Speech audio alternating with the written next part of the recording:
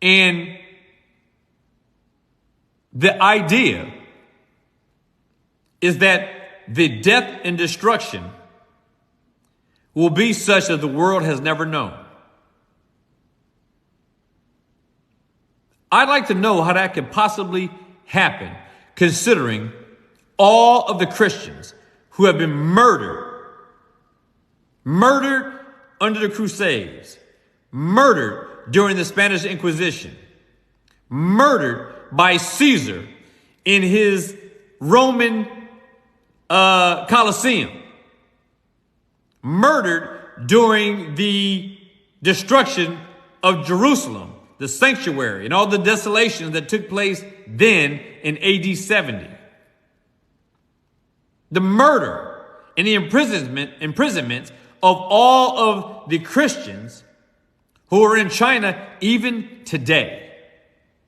And in other parts of the world, where even in our own churches, we can't mention the name of missionaries in foreign countries for fear of them being killed.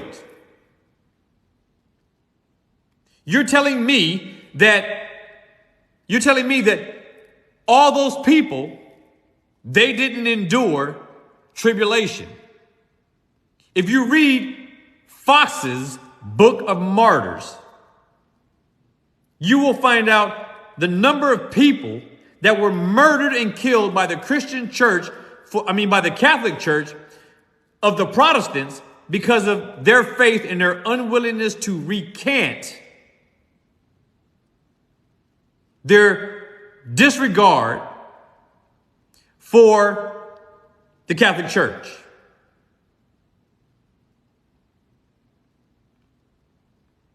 And then to top it off, those who say and believe in a 7-year tribulation period, which the Bible does not teach,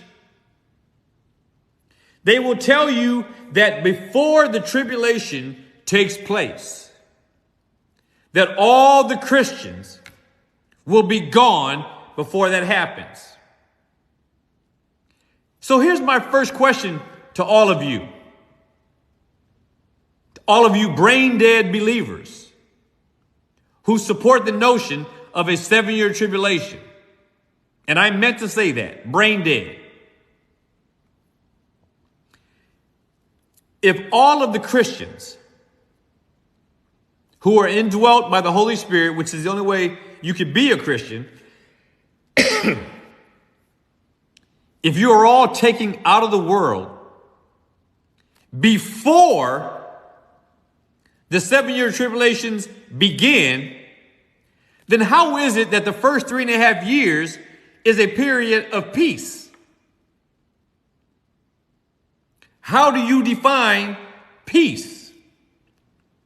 Keep in mind, according to your system, there is no Christians on earth. None.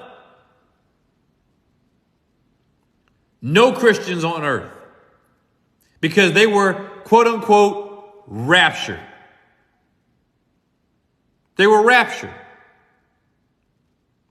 So how do you explain 3 years of peace on earth without any Christians?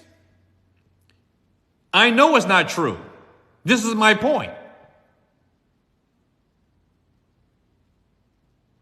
If Christians are all gone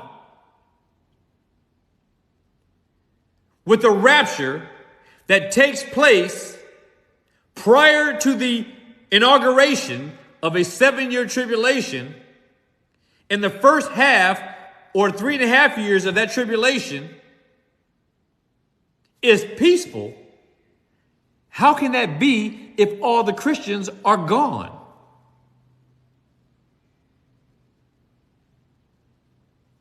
How does that be? How can that be? Let me tell you, it cannot be. And the Bible teaches no such thing. And no one can answer that because there's no answer to it, because the Bible doesn't teach a 7-year tribulation.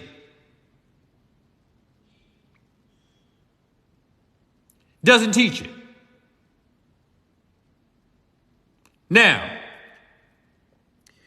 Also, the second half of the tribulation period, which is where the tribulation really begins, according to dispensationalists, is supposed to be the worst period of time ever.